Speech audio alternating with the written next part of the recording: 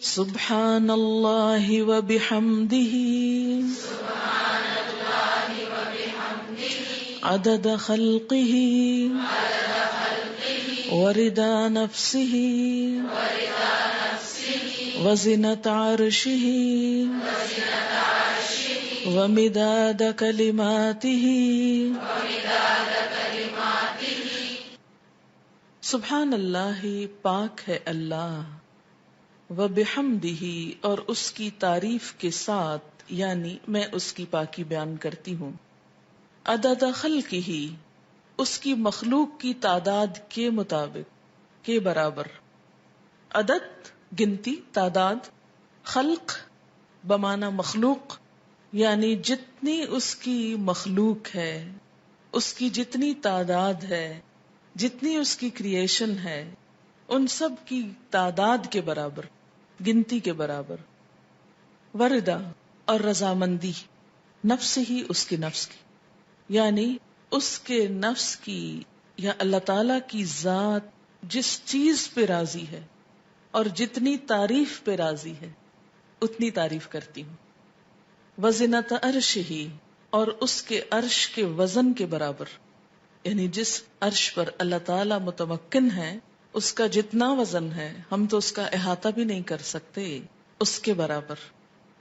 ومداد، اور سیاہی، کلمات ہی، اس کے کلمات کے لکھنے کی، یعنی قرآن پاک میں آتا ہے کہ اگر سارے سمندر سیاہی بن جائیں اور اتنے ہی اور بھی، اور سارے درخت قلمیں بن جائیں اور اللہ کے کلمات، اس کی تعریف لکھی جانے لگے تو سارے سمندر خشک ہو جائیں، لیکن اللہ کی باتیں کبھی ختم نہ ہوں.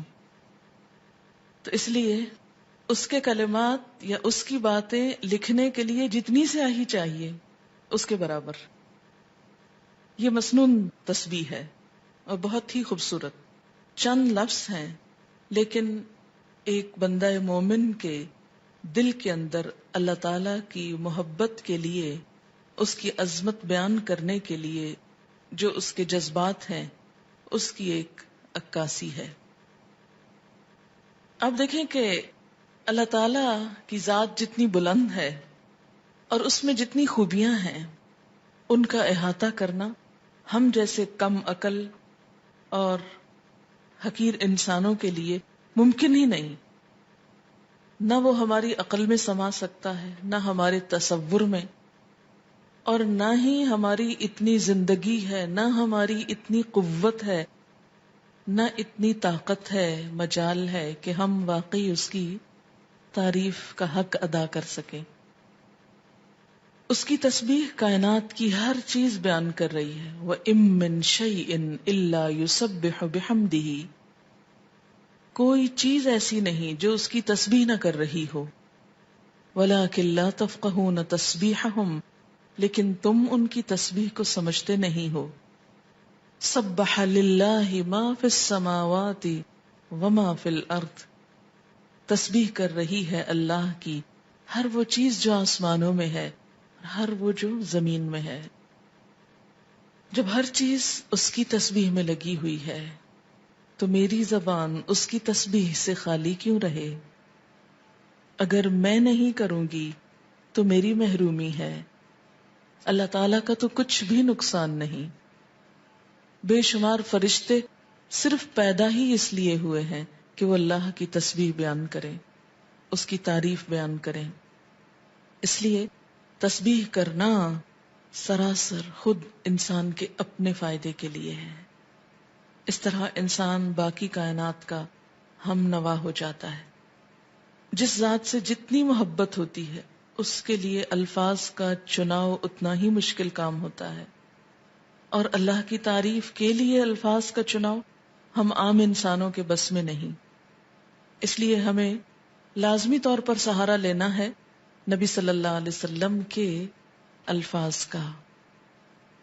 تو آپ نے جو الفاظ سکھائے مسنون بھی ہیں اور بہت جامع بھی ہیں.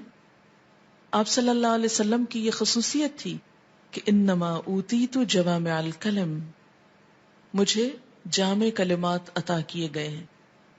آپ صلی اللہ علیہ وسلم کی گفتگو کی ایک خوبی تھی کہ کم الفاظ میں بڑی بات کہہ سکتے تھے.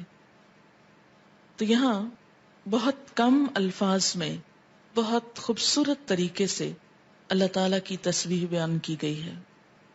تو جب بھی آپ دعا مانگنے لگیں تو اس سے پہلے اگر یہ چند لفظ بول لیں تو دعا کا وزن اور قبولیت اور اس کی خوبصورتی بڑھ جائے گی.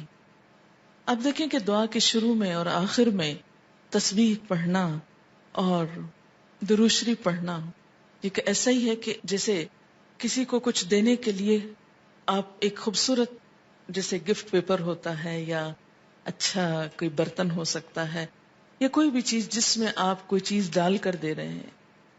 مثلا آپ نے ایک خوبصورت خط لکھا اور گندے سے انویلپ میں ڈال کے دے دیں تو وہ تاثر کیسا ہوتا ہے؟ درست نہیں ہوتا. اسی طرح آپ اچھی سے اچھی بات کہنا چاہیں مگر الفاظ اچھے نہ ہوں تو اس کے اندر خوبی نہیں آئے گی اچھی سے اچھی بات میں. تو الفاظ کا اچھا چناؤ اور دعاؤں کے آگے پیچھے اللہ کی تسبیح یہ بہت ہی ضروری ہے اور بہت مفید ہے، اور اس سے بڑھ کر جامع الفاظ کم ہی ملیں گے آپ کو. اس لیے ان کو یاد بھی کر لیجئے اور عادت بھی بنا لیجئے. اب اس شعور کے ساتھ جو کچھ ہم نے اس کا معنی سمجھا ہے، مثلاً عدد خلقی ہی، تو آپ سوچئے ذرا کہ اس کی مخلوق کی گنتی، مثلاً کہا جاتا ہے کہ آسمانوں پر جتنے ستارے ہیں اگر ان کو فرضی نام دے دیے جائیں، مثلاً ABCD، تو ان ناموں سے پکارنے میں یا ان کی صرف گنتی کرنے میں 400 ملین سال چاہیے، کیونکہ انسان نمبر ایک تو احاطہ ہی نہیں کر سکتا. اور اگر صرف گننے لگے ان کو، صرف ستاروں کو، ابھی زمین کے ذرات کو نہیں، ریت کے ذرات کو نہیں، اگر آپ میں سے ہر ایک کو پورا کراچی شہر مثلاً سمندر کے کنارے پہنچ جائے اور ایک ایک گلاس ریت کا اٹھا کر اس کو دے دیا جائے ہر شخص کے کہ اس کے ذرات گنو، تو میرا خیال ہے کہ صرف وہ ذرے گننے میں اس کو کئی سال لگ جائیں، ایک عمر بیت جائے. تو ہم نہ تو یہ ذرات گن سکتے ہیں، نہ یہ ستارے گن سکتے ہیں، اور نہ ہی ہماری اتنی عمر ہے. تو یہ ایک تسبیح لے کے اگر ہم چند دفعہ سبحان اللہ کہہ بھی دیتے ہیں تو اس سے حق نہیں ادا ہوتا. سارا دن بھی بیٹھ کے تسبیح پڑھیں تو مت کبھی سوچیں کہ ہم بڑے عبادت گزار ہو گئے اور بہت کچھ کر لیں. کچھ نہیں کیا. کبھی اپنی عبادت کا انسان کو غرور نہیں آنا چاہیے، نہ کبھی عبادت کے تکبر میں مبتلا ہوں، کیونکہ ہم اللہ کا حق ادا کر ہی نہیں سکتے. تو پھر جب انسان یہ کہتا ہے عدد خلق ہی، تو گویا وہ سب کچھ گنا گیا جو آپ ویسے نہیں گن سکتے. لیکن شرط یہ کہ دل سے کہیں عدد خلق ہی ورضا نفس ہی، اتنی تسبیح جس پہ وہ راضی ہو جائے، بس مجھے اس کو راضی کرنا ہے. میں جب تک تسبیح کروں گا جب تک وہ راضی ہو جائے، اس کی رضا کے برابر.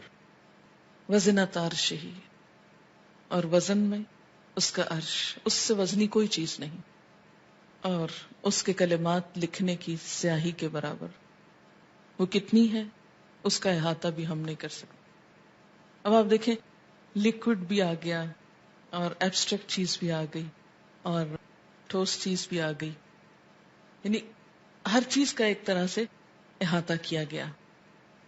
اب اس تصور کے ساتھ تسبیح پڑھی، سبحان اللہ و بحمدہ عدد خلقہ ورضا نفسہ وزنۃ عرشہ ومداد کلماتہ